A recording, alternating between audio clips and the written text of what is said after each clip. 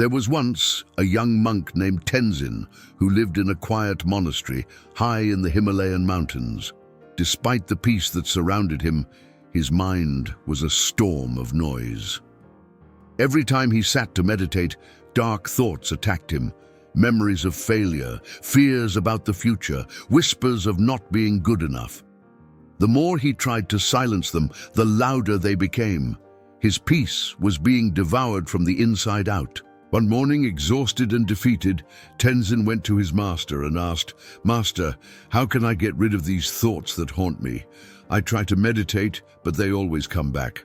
I fight them every day, but they keep winning." The old master smiled, pouring tea into a small clay cup.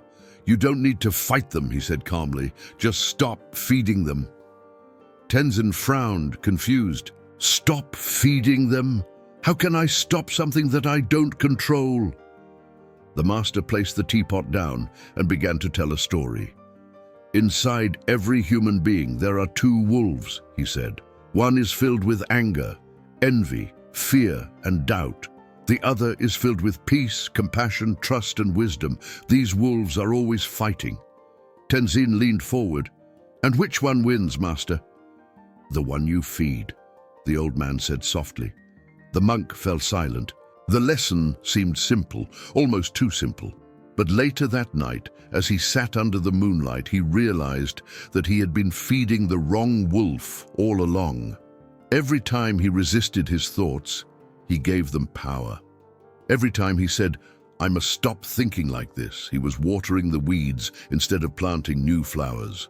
The next morning, he decided to change his approach.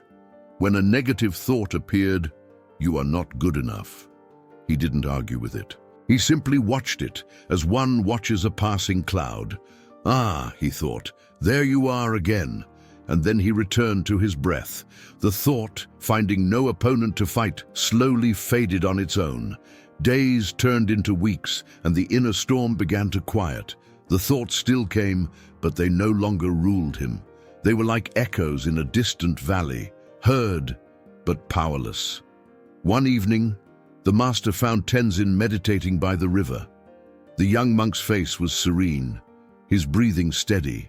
The master asked, "Tell me, Tenzin, what have you learned about your thoughts?" Tenzin opened his eyes and smiled. "That they are not me," he said.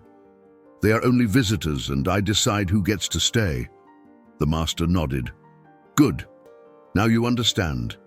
The mind is a garden. What grows in it depends on what you water. If you feed fear, it spreads like wildfire. If you feed calmness, peace blooms like spring after a long winter." The young monk's transformation was not instant. It was a quiet revolution. He still faced doubts, but he had learned a sacred art, the power of ignoring. Not the ignorance of pretending the problem doesn't exist, but the wisdom of not reacting. Whenever he felt negativity rise, he would remind himself, "This is only a thought, not a truth." And in that recognition, the thought lost its claws. Over time, even his fellow monks began to notice a change in him.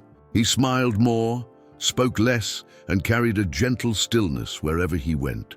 The same mind that once imprisoned him had become his greatest ally.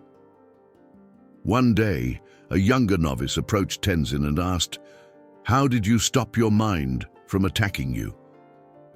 Tenzin looked at the boy, his eyes kind and calm. "I stopped giving it my attention," he said. "Darkness cannot survive where you refuse to shine your light." He pointed to the flowing river and continued, "Thoughts are like this water. You cannot stop them from flowing, but you can choose not to drown. Sit by the river and watch, let it pass." The boy listened carefully, and for the first time, he understood that peace was not something to be found, it was something to be chosen. And that was the secret. Victory over negative thoughts is not achieved through struggle, but through understanding. You cannot silence the mind by shouting at it.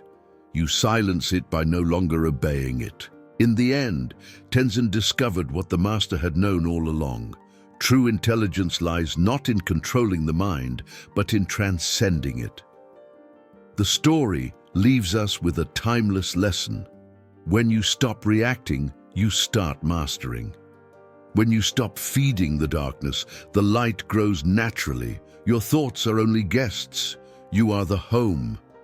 And when you finally understand that, nothing inside you can ever defeat you again.